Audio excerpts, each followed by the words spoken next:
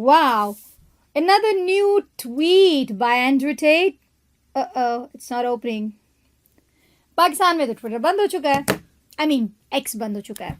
तो वीपीएन से कैसे, वो तो अनइस्लामिक हैं.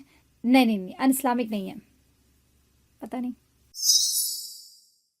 जी. तो जैसे आप जानते हैं कि एक नया फतवा आ गया है जिसमें ये कहा गया है कि वीपीएन जो हैं वो अनइस्लामिक हैं, और वीपीएन की जो जितनी भी कहानियाँ हैं, वीपीएन को बैन कर दिया जाए जिस भी पर्पस के लिए यूज़ किया जाता है. वीपीएन ज़रूरी नहीं है कि किसी नेगेटिव पर्पस के लिए यूज़ किया जा रहा है. देयर आर मल्टीपल वेबसाइट्स और बहुत सारी ऐसी चीज़ें हैं जिनको एक्सेस करने के लिए हमें वीपीएन की ज़रूरत पड़ती है, जो कि पाकिस्तान में अलाउड नहीं है. लेकिन हमारी जो काउंसिल ऑफ इस्लामिक आइडियोलॉजी है, उन्होंने कहा है कि वीपीएन जो है वो बैन होने चाहिए. और जब इतना ज़्यादा पब्लिक ने इस पे रिस्पॉन्स दिया और अपने जो है वो ख्यालात का इजहार किया, तो फिर उलमा कराम ने सोचा कि अब हमें भी लबकुशाई कर देनी चाहिए. मौलाना तारिक जमील साहब ने जो है वो एक बयान जारी किया है जिसमें उनकी तरफ से ये कहा गया है कि अगर इस तरह से देखा जाए तो मोबाइल फ़ोन भी जो है वो अनइस्लामिक है, क्योंकि अगर आप वीपीएन नहीं भी यूज़ करते, इसके बावजूद आप मोबाइल फ़ोन पे बहुत सारी चीज़ें एक्सेस कर सकते हैं.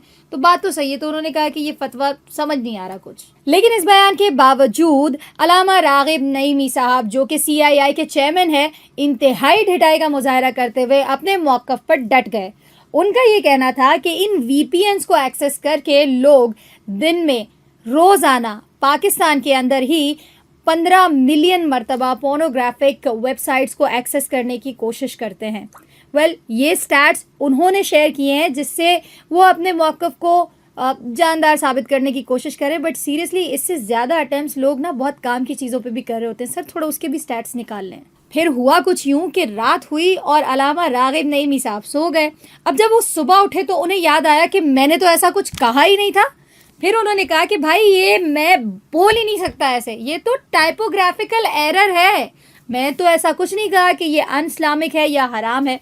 और वैसे भी सर ये यू टर्न ना पाकिस्तानियों का फेवरेट टर्न होता है, कभी भी कहीं से भी ले लेते हैं. तो बात यहाँ ज़ेरे गौर ये है कि हम जिस दौर में रहते हैं वो है डिजिटल एक्सेस का दौर. और सिर्फ डिजिटल एक्सेस की बात नहीं हो रही, डिजिटल एक्सेस के साथ मनी फ्लो भी होती है.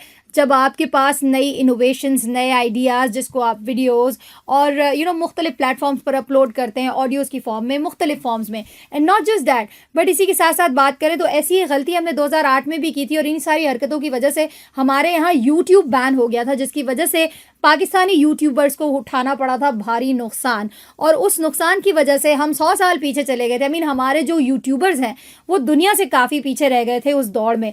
तो अब जब हम डिजिटलाइजेशन के दौर में इतना आगे आ गए हैं, सबके साथ चल रहे हैं, कदम से कदम मिलाकर चल रहे हैं, हम क्यों अपनी इन हरकतों की वजह से अपने मुल्क की इकोनॉमी को डैमेज करना चाहते हैं या कहीं ना कहीं उसे शेक करना चाहते हैं? बिकॉज ऑब्वियसली यूट्यूबर्स बहुत ज़्यादा जो है वो क्या कहते हैं डॉलर्स में अर्न करते हैं, और वो पैसे डेफिनेटली जब हमारे यहाँ आते हैं तो वो हमारी इकोनॉमी में एक अच्छा एड ऑन होते हैं. सो इस तरह की चीज़ें करके हम खुद ही अपना नुकसान जो है वो अपने हाथ से करते हैं, और हम पता नहीं कब इन हरकतों से बाज आएंगे, अल्लाह ही जाने. This is Mira FM 107.4.